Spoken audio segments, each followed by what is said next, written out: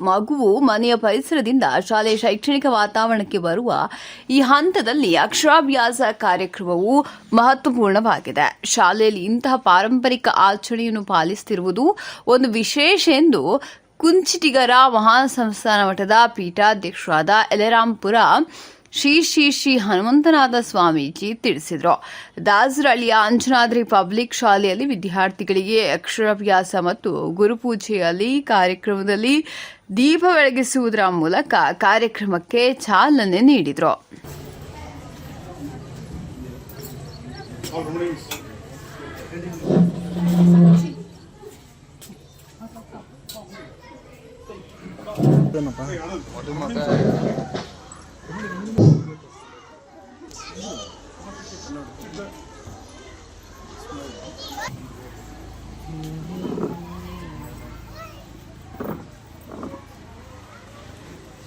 ಬಳಿಕ ಮಾತನಾಡಿದ ಕುಂಚಿಟಿಗರ ಮಹಾಸಂಸ್ಥಾನ ಮಠದ ಪೀಠಾಧ್ಯಕ್ಷರಾದ ಯಲೆರಾಂಪುರ ಶ್ರೀ ಹನುಮಂತನಾಥ ಸ್ವಾಮೀಜಿ ಅಕ್ಷರಾಭ್ಯಾಸ ಮಾಡಿಸುವುದರೊಂದಿಗೆ ಮಗುವು ಸರಸ್ವತಿ ಅನುಗ್ರಹಕ್ಕೆ ಪಾತ್ರವಾಗಿ ಶೈಕ್ಷಣಿಕ ಪ್ರಗತಿ ಹೊಂದಲು ಪೂರಕವಾಗುತ್ತದೆ.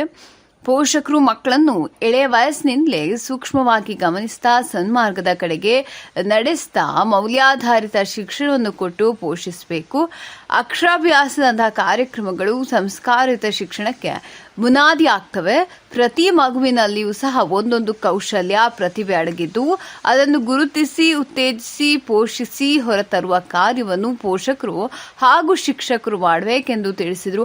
ಮಗು ಶೈಕ್ಷಣಿಕ ಜೀವನಕ್ಕೆ ಪಾದಾರ್ಪಣೆ ಮಾಡುವ ಆರಂಭದ ಕಾರ್ಯಕ್ರಮವೇ ಅಕ್ಷರಾಭ್ಯಾಸ.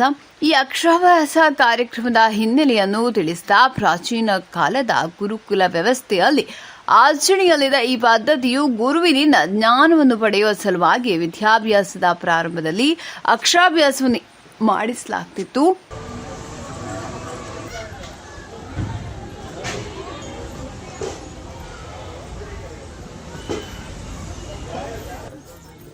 Next, I invite LKG parents to come on to the stage with the...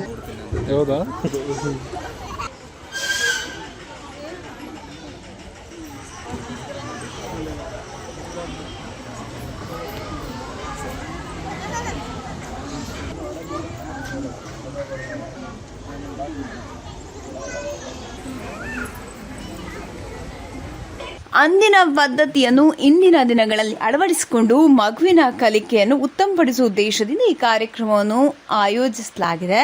ಪೋಷಕರು ಮಕ್ಕಳೊಂದಿಗೆ ಹೆಚ್ಚಿನ ಸಮಯವನ್ನು ಕಳೆಯಬೇಕು. ಅವರಿಗೆ ಉತ್ತಮ ಆರೋಗ್ಯದ ಜೊತೆಗೆ ಗುಣಾತ್ಮಕ ಶಿಕ್ಷಣವನ್ನು ಒದಗಿಸುವಲ್ಲಿ ಶಿಕ್ಷಕರೊಂದಿಗೆ ಕೈ ಜೋಡಿಸಬೇಕೆಂದು ಅಭಿಪ್ರಾಯಪಟ್ಟರು. ಬಳಿಕ ಮಾತನಾಡಿದ ಶಾಲೆ ಮುಖ್ಯೋಪಾಧ್ಯಾಯ ಎಸ್.ಕೆ. ಕುಮಾರ್, ತಂದೆ ತಾಯಿ ಮಕ್ಕಳು ಸಜ್ಜನರಾಗಿ ಬೆಳೆಯಲು ಉತ್ತಮ ವಾತಾವರಣ ಕಲ್ಪಿಸಬೇಕು. ಅವರಿಗೆ ಮಹನೀಯರ ಕಥೆಗಳನ್ನು ಹೇಳಿ ಅವರ ಆದರ್ಶಗಳನ್ನು ಮಕ್ಕಳಲ್ಲಿ ಮೈಗೂಡಿಸಬೇಕೆಂದು ಹೇಳಿದರು. ಮಕ್ಕಳಿಗೆ ಉತ್ತಮ ಭವಿಷ್ಯವನ್ನು ರೂಪಿಸುವಲ್ಲಿ ಪೋಷಕರು ಪಾತ್ರ ಮಹತ್ವದಾಗಿದೆ. ಆದ್ದರಿಂದ ಅವರಲ್ಲಿ ಶಿಸ್ತು, ಆಚಾರ, ವಿಚಾರ ಹಾಗೂ ಸಂಸ್ಕೃತಿಯನ್ನು ಮೈಗೂಡಿಸಿ ದೇಶದ ಆಸ್ತಿಗಳನ್ನಾಗಿ ರೂಪಿಸಬೇಕಿದೆ ಎಂದು ತಿಳಿಸಿದರು.